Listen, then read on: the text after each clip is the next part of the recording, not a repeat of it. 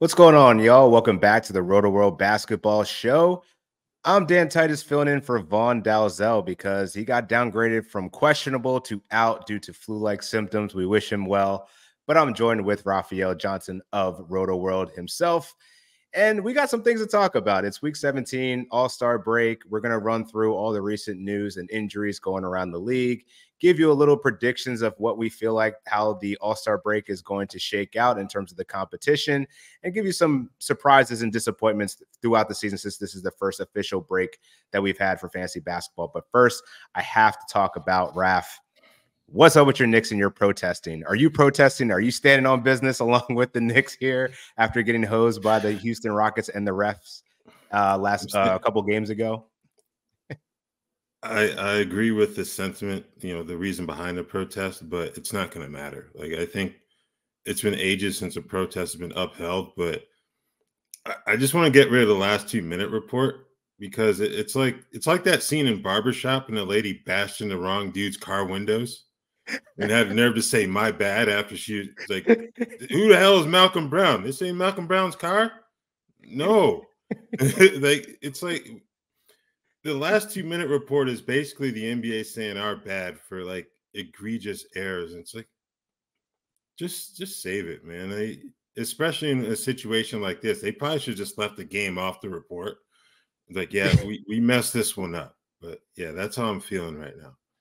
I mean, you got to be feeling, you have a right to be feeling some type of way. I mean, just last week, everybody was praising the New York Knicks and the moves that they made. This is probably the happiest I've seen you since we've been doing this for 2 seasons. And then to have like 3 straight L's and to just have a game ripped away from you like that on such a BS call. It sucks as a Knicks fan. Like you guys will be fine though. Like I'm just hoping that Isaiah Hartenstein is not out for a long period of time. Like, that's what I'm hoping for right now. Yeah, that's a big thing. Whether they're talking fantasy or real basketball, they just need to get healthy. So the break comes at a good time for them. I think Atlanta's another team. We'll talk about them in this show. From an injury standpoint, the All-Star break coming now is going to be good for them. And there may not be straightforward answers in terms of fantasy pickups too. So, right. There is a straightforward answer with Victor Wembanyama, though. I think at this point, would you say that he's untouchable in fantasy? Because after a couple of days ago, he just drops a triple-double that included 10 blocks, 27 points, 14 rebounds, 10 blocks. Also had 5 assists. The one thing that's just strikes me as crazy with Wembanyama right now is that he's only played over 30 minutes in 38% of games, 18 out of 48.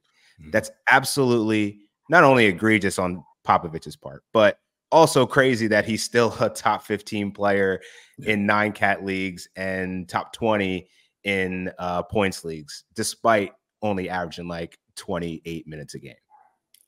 It's absurd. Like we knew he would have a major impact on the league when he got here, just because you have this skill set that he does combined with the physical tools. We haven't seen that in the league, I don't think, ever. Maybe I heard someone say maybe like a young Ralph Sampson, but even he wasn't doing some of the things that Wemby does in transition or within the half court offensively. So, yeah, I think he is untouchable in fantasy. Like, that's like get thrown out of the league type stuff if you try to trade him, because there's some sort of collusion going on if you're to move him, because I don't think there's like a player that you can get 1-for-1 in terms of a trade. And then if you take multiple players, you're going to have to cut some guys. So it's like, no, he's definitely untouchable in fantasy. Like, I mean, I'm trying to think about, like, there's only probably 2 players that I would even maybe consider, and you're talking SGA and Jokic. But at that point, I guess if you're trying to get more blocks, maybe you make that SGA trade. But like, I don't see any other person outside of those 2 guys that I'm like, yeah, I'd trade Victor Wembanyama for that. Like, the upside is just too high. And like, you compare him to Ralph Sampson, like I'm already thinking we're going to start seeing those Hakeem Olajuwon, David Robinson type stat lines. I mean, he did it here, but I mean, we could see that more of that just in his rookie season, man. Like, all right, are we to the point now where how high are you taking him next year? I think I would go top 5 in redrafts. Dynasty league, he has to be number 1. Like, No question. So let's take that off the table right now. But I think top 5, Jokic and SGA, as you mentioned, would probably be the 2 guys I would consider taking ahead of him. Embiid, as productive as he is, you've got the injury concerns. And I don't know if I'd have Tyrese Halliburton in that category either, maybe like right behind those guys. So I think you're looking at 3, maybe 4 in a draft that I take Wemby. Yeah, I agree with you there. Last week we had Kurt Heelan on from NBC. It was a great show. If you guys haven't saw it, check it out. If you haven't seen it yet, check it out. It's always great to have perspective from someone that's closer to the game. And one thing we all agreed on was that the Dallas Mavericks were clear winners at the deadline. And one person that we talked about specifically was Daniel Gafford and the impact he'll make coming into Dallas. And so far, my God, 18 points, 13 rebounds, and 3 blocks. He's averaging over the course of the last 2 games, 3 games, 2 games. I think 2 games. I mean, is this at this point, have you seen enough in Gafford and the way that he's playing that we could say that he's going to likely be the starter going forward, or is it a bit too soon for that? I think it's a little too soon. I want to see what we get out of Derek Lively once he returns from the broken nose, likely after the All-Star break, if I'm not mistaken. So I don't know if I would necessarily cede the job to Gafford right away. But the thing about these 2 games is that he's played, 24 minutes in each? If that in the first game, if I'm not mistaken. So he's long been someone who doesn't need to play. Like, he's not going to play like 30 minutes a night, whether it's foul trouble or that occasional trip to the locker room during the game over a nagging injury. You may get 28 minutes, but I think in his case, where he is now playing alongside Luka and Kyrie, probably only needs about 23 to 25 minutes to provide really good value. So even if you were to come off the bench, I don't think it's a big deal because they're going to be staggering Luka and Kyrie's minutes as it is. So, yeah, I don't really know if it matters if he starts.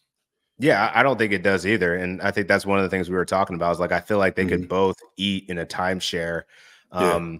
I know you're not a per 36 guy, but it's just funny looking at these numbers, dude. Like 30 points, 22 rebounds, and like 5 blocks and a steal and a half. Like, that's just absurd. No way he sustains that. But I think it's definitely makes the case like he's a top 40 player right now in 9 cat leagues. I think he could sustain that based off of getting the same workload he was getting in Washington. Like, he's just a per-minute guy. You don't need 30 minutes of Daniel Gafford to be effective. So, yeah, I am curious. I think Derek Lively was upgraded to questionable on Wednesday, but I agree with you. Like, there's no sense in really bringing him back yet, but we'll see how the injury report shakes out. But I think right now you got to feel really good about having Daniel Gafford post-trade. Another guy that you're probably really excited to have if you have him on your roster is Buddy Hield. This guy's been providing second-round value in the 3 games that he's played for the Sixers thus far. Is this sustainable? In my opinion, I don't know that it is, because I think a lot of what's driving his fantasy appeal right now is his assists. He's averaging like 7 assists over the last 3 games, but his potential assists is like 8 per game. So that conversion, people are going to start missing shots eventually, right? What are your thoughts on Hield? Yeah, I don't know if second-round value is sustainable. They've also had injuries like Tobias Harris being in and out of the lineup, kind of opened some things up for him in terms of more opportunities with the basketball in his hands. But, yeah, I think he can be like a top 50 player in this role. But I don't know. Second round, that's a bit much to expect, even with his good start in Philadelphia. Yeah, really curious to see what it looks like with Buddy Hield with the Sixers actually healthy, man. Like Anthony Melton's going to come back eventually. Kelly Oubre had a great game the last game, but he's been kind of off and on. And then obviously, the big man JoJo, when he comes back, I think that's where we're really going to see the real life basketball element of Buddy Hield's impact really take shape. Do you expect anything about Kyle Lowry coming in? Like, do you think that hurts campaign? Like, I mean, we're talking deep league here. Like, I don't think either of us would expect to pick up Kyle Lowry, but like, what's the trickle down effect of him being there? I think it would be campaign who takes the biggest hit. Lowry obviously hasn't been in the organization, but he knows Daryl Morey and Nick Nurse, from prior connections. So I think if anyone takes the hit, it's going to be Campaign. But I don't really know. Like you said, I don't know if that's saying too much in terms of fantasy, because you got Tyrese Maxey there. As long as he's healthy, he's going to play 33 to 35 per night. Yeah. And Paul Reed, we finally got a few good games of Paul Reed, man. Do you think that we can feel safe now as a fantasy manager now? Like, he had a couple duds out the gates, but I feel like he's finally coming around. Yeah, and I think he's in a situation where it really didn't matter if he felt safe. You just kind of had to roll with him, because there's really no other options, you know. You're not going to roster Mo Bamba, no. But yeah, so Reed, yeah, it's good to see him put together a few games just for those fantasy managers who may be, prone to panic a bit in terms of dropping guys or trying to move on from him. So yeah, I think he's going to be fine. And like I said, you really didn't have anywhere else to turn in Philadelphia. Yeah, he's been a top 100 player in points leagues, averaging 30 over his last 30 per game, fantasy points over the last 7 days, and in 9-cat leagues. Love to see the stocks that he's providing, and not doing too much in the scoring department, but the rebounds and the stocks is exactly what you want for Paul Reed when you invested in him. Some other guys at the trade deadline that we talked about was Gigi Jackson. He's showing out, playing really well. You mentioned our man Money Marv. He had a couple of bad games, and now he seems to be back. Trey Mann is a guy that I think I wasn't expecting. Like, we talked about it a little bit. I think you were the one that brought him up, being that he hadn't had a big opportunity in Oklahoma City, but anytime he got on the floor, he seemed to produce. And with LaMelo Ball, like, I feel like we have no idea when he's coming back. Like, do you think Trey Mann has some staying power, at least in the short term here? I think he does. Obviously he's starting. I think in extremely deep leagues, Vasily J. Micic would be on the radar as well as the backup. But yeah, I think, man, it does have some staying power here. Like you said, we don't know when LaMelo is going to be back. Same with Mark Williams. Their medical situation in Charlotte it's infuriating if you're a fantasy manager, because all you want is some clarity, but there never really seems to be any. So yeah, I think if you have Trey Mann, you just kind of roll with him, see how things go these next few weeks. Yeah, one guy that I think I got to renege my stance, man. It's Grant Williams. I did not think he was going to be that good at fantasy basketball. From all the reports of, him going sour on most of the players in Dallas, and I didn't realize he was actually from like the North Carolina area. So yeah. So, this is a coming home party for him. So I feel like, kind of similar to RJ Barrett. It's like, hey, this is like my hometown. Like, let me ball out a little bit. And he's been doing it, man. He's been averaging 18 points and 6 boards over the last few games. And is this a guy that you've picked up in any leagues? Like, do you think that there's a legitimacy to actually keeping him fantasy viable right now? Yeah, I was beaten to the punch on him in a couple leagues. I was picking him up. I think even in that reserve role, he's in a good spot in terms of providing value. Obviously doesn't play the same position as Mark Williams, but not having him available kind of opened some things up. In the past, we saw PJ Washington play the 5. They can use Grant there in smaller lineups as well. So he's going to get the minutes, I think, that he needs to be fantasy relevant. And he's done a good job in Charlotte thus far. Yeah, he seems like a good adult in the room too. With Brandon Miller, like all of the reports that I've seen about the maturity of Brandon Miller, and I think it actually feels good getting Grant Williams in there, a guy that can comes from a winning environment, kind of change the culture there a little bit. I don't know about change the culture, but at least he'll have a positive impact on the culture, at least in the short term. Want to talk about real quick, just not fantasy basketball related, but Shaq got his jersey retired in Orlando yesterday. Really dope ceremony. Loved that Penny Hardaway was one of the ones to really talk about him and his journey there. And Shaq said it was like one of the most impressive accomplishments of his career. And I wanted to just ask you a couple things. One, surprisingly, that there's only 3 players that have their jerseys retired by 3 different teams. Wilt Chamberlain, obviously, Pete Maravich, and then Shaq. Was surprised at Pete Maravich because he never actually played for the Pelicans. Well, New Orleans didn't have a franchise, but they retired his number anyway because of what he did at LSU, one of the best college basketball players of all time. But I wanted to ask you, what players do you think currently are going to warrant getting their jersey retired by 3 teams? Whew, that's a good question. Man, because in this era, it's guys seem to move around. Like, I don't know if LeBron would get his jersey retired in Miami, for example. What? You I, don't think I know so? I know he won 2 titles, but it's just the way that things went when he left. Yeah. I think that may be a sticking point. They'll probably eventually figure it out, but he won 2 titles there for crying out loud. So I think they'll figure that out Yeah. eventually. Yeah. He'll Like, get there. I mean, Kevin Durant, I don't really know if he would. Who's the third? I mean, I think if Yeah, he OKC and Golden State for sure, but Mhm. you're not going to get. I don't think you can get one in Brooklyn. You know, it's if he like, wins with the Suns, that's his only chance, in my opinion. yeah, If he wins, yeah, he has to win mhm, though. Have a couple other names for you. yeah. Kawhi Leonard. Think there's a chance if he retires a Clipper. Is there a chance? Man, I think it's possible because then you're kind of Toronto. He was only there 1 year, so I can see the longevity argument against it. But that 1 year delivered their first and to this point only championship. San Antonio, how many did he win there? Did he win 2 or just 1 in San Well, he Antonio? got a Finals MVP there, so I feel like Yeah. that was definitely Okay. So, all right. Our producer Adam's saying he may have won 2, 2. Okay, yeah, but yeah. Mhm. yeah. So that's possible. I know they didn't like the way things went down when he left or before he left and leading up to it, but yeah, I don't think there are too many guys that could have him retired in 3. At this point. Yeah. I think the only other 2 guys that came to mind for me were Jason Kidd, Mhm. possibly. Like, I know he'd get Dallas, he would get New Jersey or Brooklyn. Would he get Phoenix? That's the one that I'm like, I don't know. Yeah. But then the other one's Ray Allen. I think he'll get it Hmm. because I think he did enough in, I mean, Milwaukee, obviously, Seattle, and then Boston. All right. Okay. So Kawhi didn't win 2 titles in San Antonio.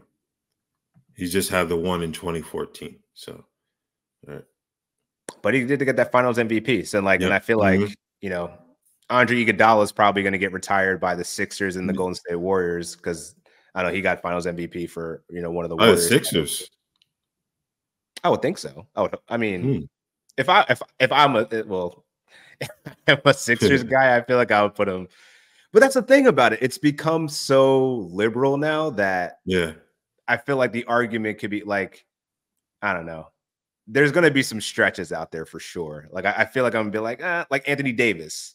Yeah. Yeah, like you got the bubble championship, but like, should you be in the rafters in LA? Like, I don't know. Mhm. It's a fun yeah, Westbrook, I mean, is an interesting Westbrook. guy Yeah. because Mhm. clearly he get it in OKC, but then he's been at so many other places. Yeah. Yeah. It's a funny conversation though. So thank you for indulging me here.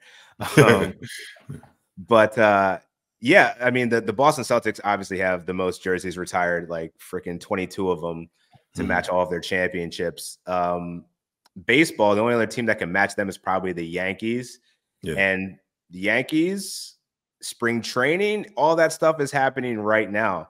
And the countdown to spring training is on. So for those looking to get a head start on the upcoming MLB season, grab your Rotoworld Basketball Draft Guide. It's loaded with comprehensive positional rankings, projections, and player profiles to ensure your draft success. Visit NBCSports.com/draft guide and use promo code BASEBALL, BASEBALL 24 to get 10% off at checkout.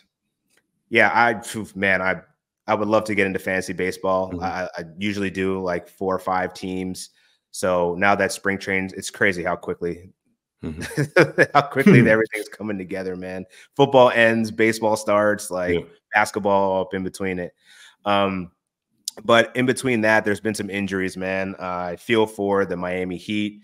They've been injury riddled all season long. They acquired Terry Rozier from the Charlotte Hornets, just started to find his groove, it feels like. And then he suffers a knee sprain injury that looks like it's going to sideline him, at least in the short term. There hasn't been a timetable yet, but What are you doing, I guess, in lieu of that injury? Who are you picking up if this ends up being a little bit long of an injury? I think Duncan Robinson and Jaime Jaquez Jr. are the two guys that most fancy people kind of gravitated towards in the immediate aftermath.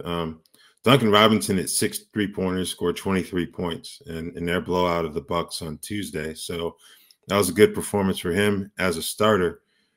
Jaquez, solid off the bench, but I think a lot of us expected him to remain in the starting lineup with Jimmy Butler also out. But that didn't happen. So those two, I think, I would still roll with. I can see like Caleb Martin being a possibility as well, even though he didn't play too well against Milwaukee. He's someone else to be on there. Beyond that, I think you just kind of watch listing Kevin Love and Nikola Jovic just to see what they do. Miami's schedule isn't great, but due to the long-term nature of the Rozier and Richardson injuries, you still may want to like get out in front of things and add a few of those guys right now. Yeah, I think it's a good point. The Josh Richardson injury too. He injured his shoulder. He's going to be missing multiple weeks. I think Caleb Martin makes a lot of sense, and I think Duncan Robinson for what he's done and what he's shown earlier in the season with all the injuries, certainly someone that's going to be in the rotation as long as he's avoiding scraps with Jaylen Brown there. But Jaime Jaquez, a guy that kind of hit the rookie wall, I think is someone that we could expect to see because like one of the things. And I don't know if he's necessarily a disappointment on a per game value, but Jimmy Butler just hasn't really been available. So, if that continues and, obviously the Miami Heat are always a team that's going to be dangerous in the playoffs and they're always playing for the longer term. I think we could probably see more of this Jaime Jaquez, Duncan Robinson, Caleb Martin experience, especially as they're dealing with these injuries to two guys that are, commanding a decent amount of rotational minutes here. Also would expect Tyler Hero to step up, but yeah, we'll see. We'll see here. I would love to just get a timetable, but Terry Rozier did post a video of Wolverine on his Instagram. So I guess he's like some kind of supernatural healer. So I don't know, maybe he'll beat this timeline whenever that comes out. One person that's always known for being injured is Malcolm Brogdon.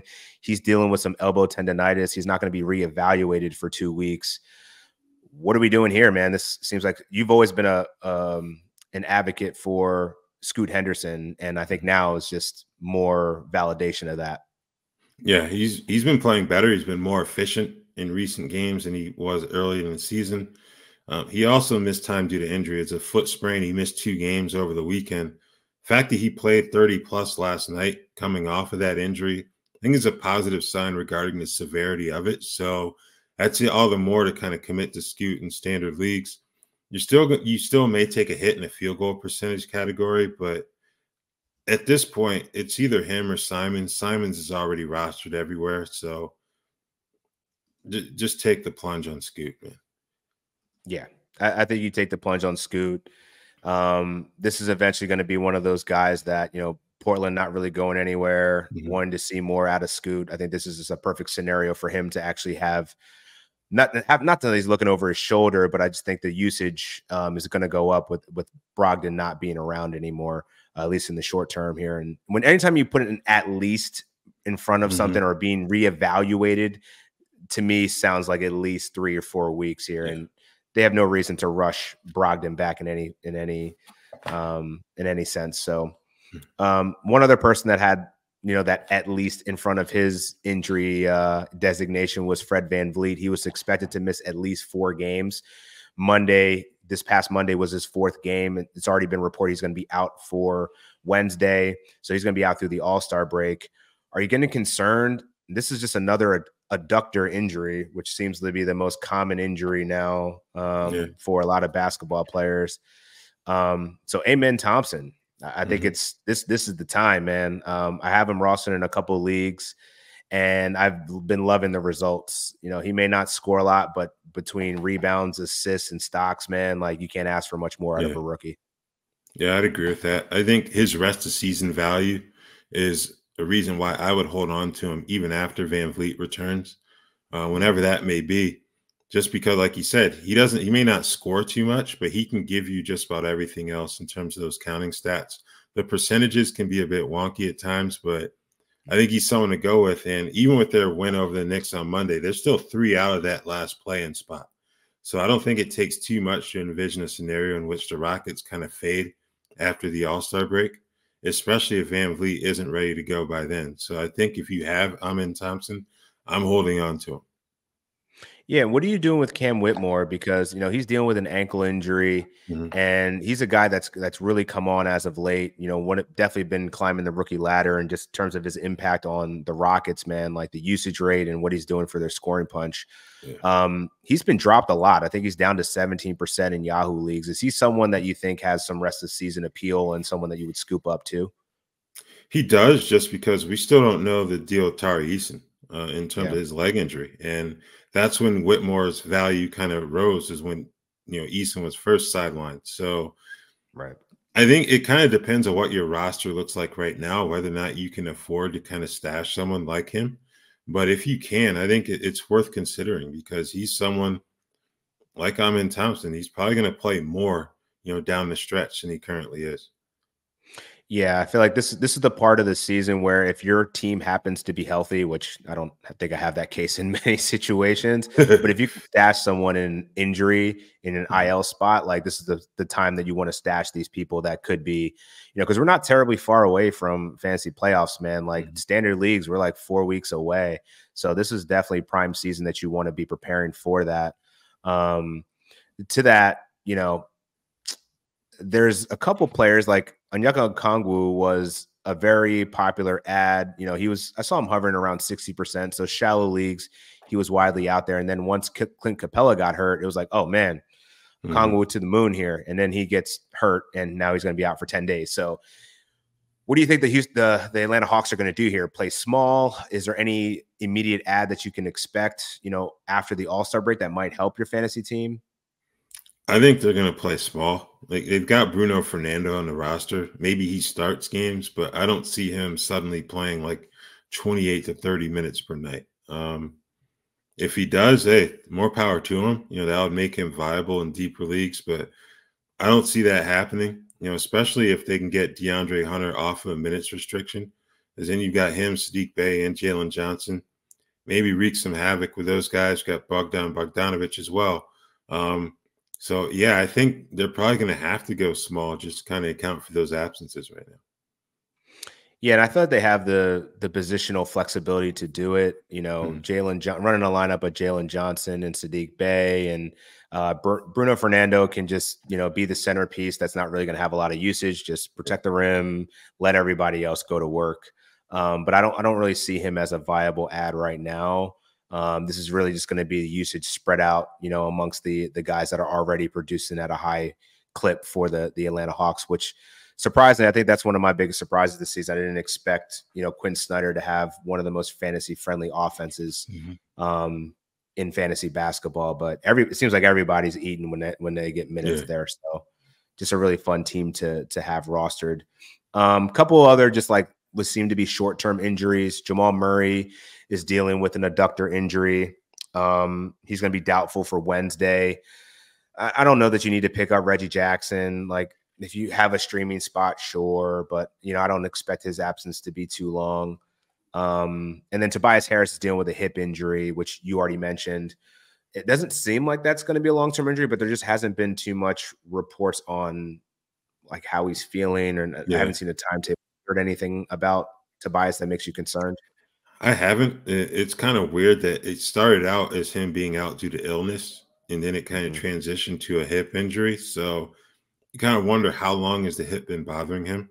And, with the lack of information, you hope he's ready after the All-Star break, but you just never know. So I guess you got Kelly Oubre, just can stick with him a bit in fantasy.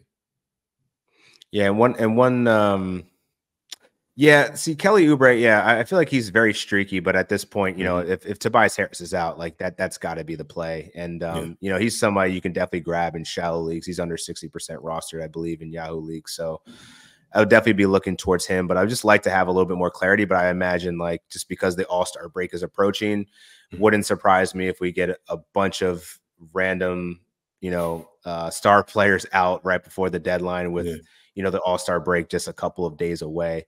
So Thursday, we only have 3 games on Thursday, big slate on Wednesday tonight, but then Thursday's only 3 games. So I think that's like the perfect time to tune in to Caitlin Clark, and she's about to break Kelsey Plum's career NCAA all-time scoring record. And I didn't realize how close she was to Pete Maravich too, forgetting that's the all-time record. But Thursday night, just another chance to watch college basketball history when Caitlin Clark chases down the all-time NCAA scoring record when Iowa hosts Michigan. Coverage of the Big Ten matchup begins at 7:30 p.m. Eastern, and it will be exclusively on Peacock. I think the NBA set that up really well for us to be able to watch women's basketball. I'm really excited to see her break that record, man. Yeah. She's only 8 points away, so make sure you tune in at 7:30 because by about 7:45, What do you think the prospects of her? I mean, she's averaging 32 a game. What do you think? What do you think it's going to take for her to get Maravich's record? I think it would require that scoring average plus a deep run in the NCAA tournament, which is certainly possible. Iowa's been one of the best teams in the country this season, last season as well, reaching a title game. So it's certainly possible. But I think that's what they're going to have to do in order for her to have a shot of eclipsing Pete Maravich, who accomplished his in 3 years, which is absolutely stunning. But yeah, that's worthy of getting your jersey retired by a franchise that didn't exist. Yes. But I think that's just going to be a great way to take us into the All-Star break that obviously begins on Friday. But, you know, we haven't really talked too much extensively about this weird week that is week 17. It's a 2-week scoring period that goes from February 12th to February 25th. So most of us, we're pretty much done with week 17, part 1. So looking ahead, man, being that transactions don't reset in standard leagues, you only have a handful of moves here. So maybe you used a couple in part 1, maybe you want to use a couple in part 2. Are there any teams that you're actively targeting for the second half of week 17? I think Charlotte would be one. We talked about them earlier in the show. They've got 3 games after the All-Star break. So pretty good schedule there if you have some catching up to do in terms of your fantasy scores. Grant Williams, as you said earlier, prime target, Trey Mann as well. So I think they're one. New Orleans also has 3 games after the break. You know, the Dyson Daniels injury wasn't huge in terms of fantasy, but for their rotation, that probably frees some minutes up for some guys. Trey Murphy's only rostered in 48% of Yahoo leagues right now. I know his production dropped off a bit, but with that injury, Zion's been kind of a question mark for some of these games recently with his foot issue. Trey Murphy might be someone to keep an eye on for after the break when they've got 3 games for the remainder of week 7. Yeah, I totally agree with that, man. I love the Charlotte call, especially with how many injuries that they're having. You could pick up Trey Mann, you could pick up Grant Williams, definitely some good, or Micic if you want to go even deeper leagues. One of the teams, the only team that plays 5 games over the next, I guess you would say through today, Wednesday through the end of week 17 is the Golden State Warriors. They play 5 games.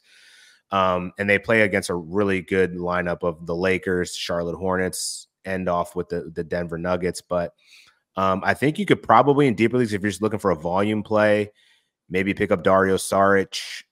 Moses Moody is now back in the rotation. I don't know that I would expect too much.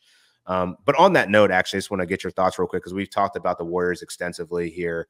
What do you think about Klay Thompson and the possibility of him getting reduced minutes? And is he still someone that is a must roster going forward in like a little bit of a reduced capacity?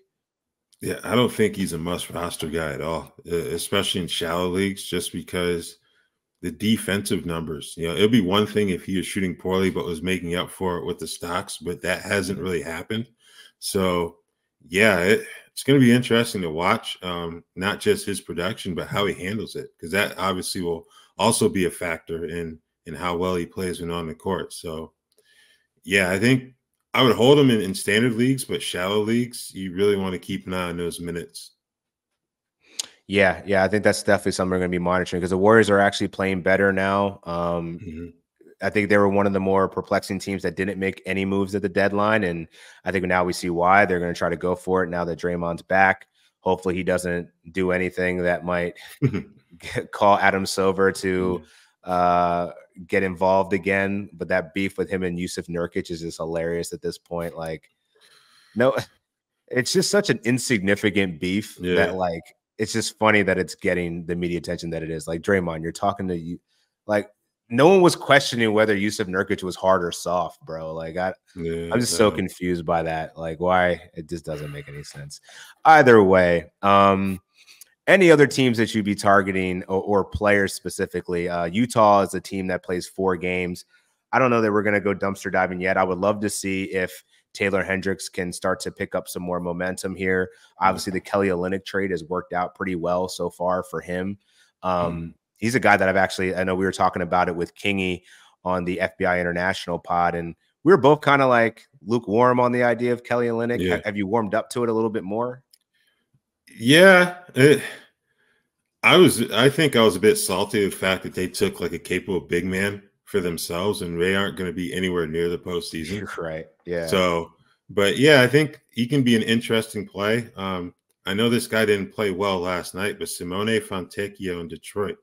I think we mentioned him on Friday in passing, but he's someone with their need for spacing. You know, he could be a valuable piece, and he's not going to have to deal with LeBron James, you know, on a consistent basis here. So I think he's someone else to maybe keep an eye on, if not pick up, you know, for the remainder of week 17. Yeah, I think I neglected to ask it, but like, is there anybody else from the deadline that you were surprised about other than Grant Williams that, you know, I know Fontecchio kind of fits that bill, right? Because I know you were higher, at least excited on Quentin Grimes coming over, and he just hasn't had a chance to play yet, but I'm still excited for that. Like, I think that's going to work long term. But is there anyone else that kind of like surprised you that's kind of getting minutes now that you should be picking up in fantasy? Ooh, not really. I think it's kind of all played out, you know, to plan. I think obviously we mentioned Trey Mann earlier. I think he would be the biggest surprise because he was practically put on ice in Oklahoma City. So for him to take on those starters minutes, and he hasn't been elite, but he's been good enough to retain that role. I think that he would certainly qualify. Yeah, I'm usually thinking like in the positive light of like, oh, this guy surprised me. This is great. Yeah. I think on the flip side of that, I'm supremely disappointed in Ben Mathurin. I scooped him up as soon as that trade went down in like 3 leagues, waiting for him to pop off. And maybe it's just the ankle injury or something, but like he's been complete trash lately. And so like I had to drop him. Like I see the upside in it. Like the opportunity is there, but he's just not seizing the moment right now. So while Aaron Nesmith is cooking, you know, Matherin's just kind of been regular. So I'll take the L on that one, man. I thought he was going to be good, and maybe there's still time for it, right? But right now he's definitely in a funk. Yeah. I think his game it hasn't been like the most fantasy friendly game as it is. No. So I certainly understand like the whole opportunity aspect of it, but he's not someone that I was, you know, hunting, you know, to add. Like if Nesmith were available, that was who I was going to pick up in any fantasy league. Yeah, I think I was hoping for rookie year version, like of like, all right, you're getting 29 minutes, 16 points, you get to the line a lot, you can help the efficiency. And he's actually shooting better this year, but like he just doesn't do enough outside of scoring to really help you in fantasy. So yeah, I think I was just a bit optimistic there and definitely regretting it now. And then I pick up someone like Grant Williams, who I had no expectations for, and he's actually doing well. So that's fantasy for you. One thing I'd also note about week 17 is that you'll want to avoid the Miami Heat. They only play 2 games over the course of the rest of this week and going into the end of the scoring period. So as much as it's great, like you're going to have to take a longer term view on the Heat because like, you know, we just talked about those injuries with Rozier and Josh Richardson. It just sucks that you pick these guys up and then it's like, oh man, I can only get Jaime Jaquez for a couple of games. So just keep that in mind. You know, obviously if you're depend on your seeding, if you have some margin, take a flyer on someone like Jaime Jaquez because he could help you long term, not just in the short term. So let's move on to the biggest surprises and disappointments as we approach the All-Star break. Want to get your thoughts, man. Like it's not, I mean, we're 17 weeks in the fantasy basketball season. Like we're pretty far gone from this point of like someone's going to get a lot better at this point. From a positive, who's been your biggest surprise for fantasy basketball this year? I'm going to go with Jalen Johnson and Grayson Allen. I know there are some people who thought that Johnson could be someone who could take a step forward this season, but I don't think anybody foresaw top 40 value, so kudos to him, and Grayson Allen has kind of fit in seamlessly, next to KD, Booker, and Bradley Beal. Just needs to keep from whacking people on the side of the head while they attempt layups, and I think he'll be all right. But, yeah, he's been a top 75 player. So I think those two would be my surprises to this point in the season. Yeah, I love the Grayson Allen call. Not only is he among the top 10 in Yahoo public leagues in terms of the best teams, like he's like, I want to say like 18% rostered or something like that. So obviously if you picked him up, it's resulting in probably a pretty good standing for your team. But then also just like where he was drafted, like he pretty much went undrafted, and this guy's providing, top 75 value. Like you can't ask for much more. Like that's league winning type of pickups, right? Like I could probably throw Isaiah Hartenstein into that bucket too, but like, sure, he took advantage of an injury, but that's how fantasy goes. But my guy was Daniel Gafford. I didn't really have him ranked particularly high. I had him in like the 90 range, like expecting like, okay, Daniel Gafford is going to be solid. To be top 40 in 9-cat leagues is stupid. Like I did not. That's like Brooke Lopez, ceiling here, and I didn't project that for him. So I think he's probably my biggest surprise. Love the Jalen Johnson call too. I was high on him in the beginning of the season, but I wasn't expecting a top 40. Yeah. What about disappointments? For the sake of variety, because I think your pick was hit the nail on the head. Obvious. But for the sake of variety, I'm going to go with Jalen Green. I thought he would be better in terms of the efficiency. Like he has improved recently. I'll give him credit for that. He's been playing some pretty good basketball the last couple of weeks. But the season-long efficiency or lack thereof has been really concerning because he really doesn't give you defensive stats. You really need those percentages and the scoring to be on point. Hasn't been that way. He's ranked well outside the top 100. I think he's outside the top 150, in fact. So, yeah, he would be my pick, but he's second coming in behind your pick. Jordan Poole, ladies and gentlemen, Jordan Poole. Yeah. It is not a pool party. Far from it. The pool's been closed damn near all year. Dude, it's just bad. Like the fact that he's getting booed in Washington, Adam, you can probably attest to this. Like, is that like a new low? Like, how many people have actually been booed in Washington?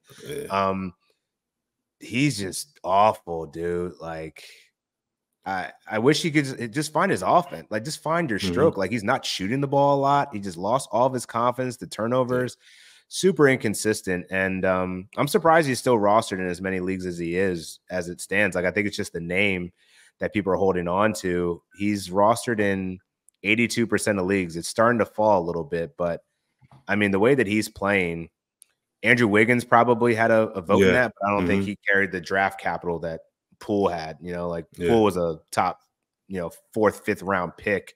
That's well outside, late round value right now. So easy one for me. I also invested in Jalen Green. He's had moments where he's been good, but overall, like similar to Ben Mathurin, the skill set just doesn't really translate to fantasy very well. It's just inefficient and doesn't do enough defensively to kind of balance out the inefficiency. Yeah. It's good calling Wiggins. He was so far down the rankings, I almost forgot about him in terms of disappointment. So right. Yeah. And if you guys haven't already, I know I mentioned Kurt Helin and all the great work that he does, but to find all your favorite NBC Sports shows, go to Amazon Music. Just head to amazon.com/NBC Sports. Matthew Berry was live on the beat at Media Row, doing the happy hour. Great shows there. Really great coverage by the team at NBC. So make sure you if you want to check out the podcast, do it over at Amazon Music. So Raph, the All-Star break, I know we teased it last week, is like you're looking forward to the fact that there just actually isn't ball for a handful of days, that you can actually get some rest, but you will be watching All-Star Weekend. I'm sure you have some picks about who's going to do certain things. So let's just run through some of the events and who you're picking for these. So let's start with the dunk contest. The field is pretty weak. Who are you going for? I hope that Jacob Toppin wins it for obvious reasons. Him being a Knick, but I think Mac McClung's going to repeat. Like you said, this isn't the most impressive field. Like Jaylen Brown, I don't really think of him as a contest dunker. I think of him more as a in-game dunker, guy who can get up and dunk on somebody. I know Jaime Jaquez did beat KJ Martin in the slam dunk contest in high school, so he's got hops for sure. But yeah, I just think it's going to be Mac McClung's show, and the other guy's just fighting for second place. I was gonna go Mac, but I think Jaime Jaquez is gonna bring something that I feel like we already saw what Mac can do. If Mac can hit every one of his dunks on the first try, there's gonna be no shot. But I think Jaime's got something up his sleeve, and I did look at the old videos of him dunking in high school. He's got bunnies, so I'm gonna go with Jaime on that one, just to go for a dark horse because I know Mac's like the odds-on favorite, but it's so weird. Like, do we need to change? Larry, so this is a whole philosophical conversation here, but like, what does the league need to do to either get NBA players that are actually playing in the NBA to participate in this dunk contest, or maybe they just do away with it and just find the best dunkers everywhere and just have it like actually be a really fun dunk contest? Like, I don't getting the G League guys that aren't really on a roster to do the contest doesn't really make sense to me. Like, I feel like you got to choose one. Yeah, I don't really know what they can do, because what is there left to do in terms of a dunk on a 10-foot rim? Like, that's pretty much what we're all waiting for at this point, you know. And the thing is, unless humans evolve in a manner that's like absolutely ridiculous, there's nothing that's really going to change. So I think I'm fine with four contestants as opposed to 8 that they had back in the day. Because if it were 8 with the way that the dunk contest has been, it would be ridiculous. So I'm glad that it's down to 4 contestants, but I don't really think there's too much they can do unless they decide to just completely scrap it. And I don't think you want to do that with All-Star Weekend. Yeah, you can't scrap it, man. There's just too much nostalgia and just history in the dunks. But I agree with you, man. The creativity is definitely lacking. And I don't know how you find it, but we're definitely running out of options. But it should be fun nonetheless. But I think the best event is always, to me, like, at least as of the last like decade, at least, the 3-point shootout. And we got a nice list of participants here: Malik Beasley, your boy Jalen Brunson, Tyrese Halliburton, Damian Lillard, the reigning champ, Lauri Markkanen, was surprised about that, Donovan Mitchell, Karl Anthony Towns, a previous winner, and then also Trae Young. Who do you got in that field? Because that's pretty deep. I'm going with Malik Beasley. Yeah, I don't exactly know why. I think just the fact that he's like pretty much a catch and shoot guy, I believe that can help him in this competition. Obviously, I don't think it matters too much. You know, Dame won the title last year, as you noted. He's not just a stand in a corner on the wings and just catch the ball and shoot type of guy. So I don't think it matters too much, but I'm going with Beasley. I could see Karl Anthony Towns winning it again too. You know, the self-proclaimed greatest big man shooter of all time. You know, you add a second title to your resume, you know, that just kind of strengthens it a little bit. So I think I can see him doing it as well, but I'm going to go with Malik Beasley. Yeah, I was going to go with Karl Anthony Towns. It's exactly that. Like, I feel like he wants to really cement himself as the best big man shooter of all time. And going up there as being a 2-time 3-point champ, I think would certainly help his case. So I'm going to go with Karl Anthony Towns. But I like the Beasley call, man, because I think he's so underrated. And I know he's been lobbying to participate for a while. So I think, you know, the bright lights are definitely shining on him. I think he's going to be ready to launch. I'm kind of surprised at Tyrese Halliburton. I feel like just his form alone isn't going to allow him to finish like the racks. Like, didn't like he it's shoot? such a bizarre, like He was in it last year, no? I think he reached a final. I can't recall. Let me see here. I mean, I know he shoots at a 40% clip, so it's not a amount whether he's going to make it. Yeah, it's about. Yeah, because Buddy and Tyrese were finalists. Okay, I remember Buddy being there. Okay, yeah. Interesting. Okay. Damn. All right. So maybe I need to change it. And it's in Indy too. Yeah. Because Tyrese had 31 points in the first round, but yeah. That's going to be a fun one. Third. So yeah, it's definitely going to be fun. So I think Tyrese, I think he'll definitely get through the racks for sure. And you probably make most of them too, as we saw last year. So right.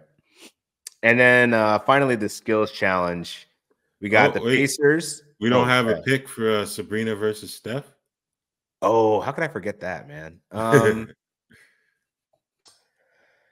It's so easy to pick Steph. Like, I feel like Steph's going to win, but man, Sabrina last year was just so unconscious, man. I'm going to go Steph.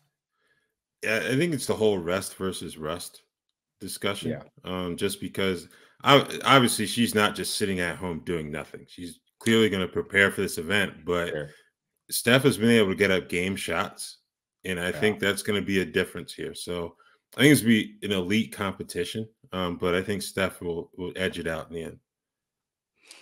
I agree with you. And Steph's on a heater right now, man. This dude's pulling up from the parking lot, game winners. We didn't talk about that ridiculous game winner last week, man. Just an insane shot.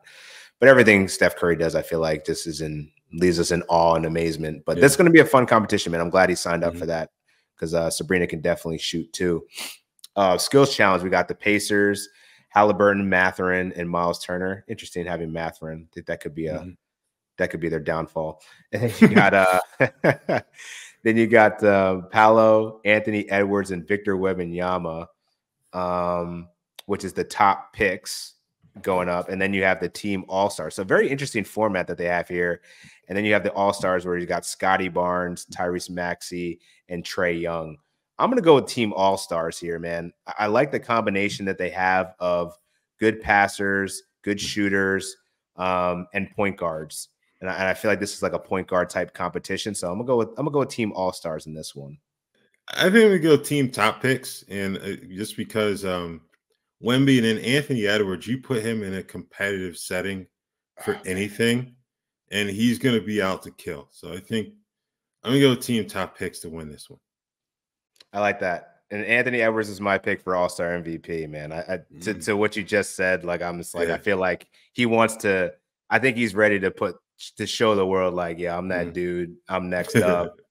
He's done it numerous times, and like just the way that he's an in-game dunker, like I feel like he'll bring that flair that the All-Star game certainly needs. Yeah, it's gonna be a fun game. I'm glad we're going back to the traditional way of doing it. I like the Elam ending, but I think going East-West and just having these guys compete, I think it's gonna be fun. I agree with that. And I got LeBron for MVP. 20th All-Star game. I think he's going to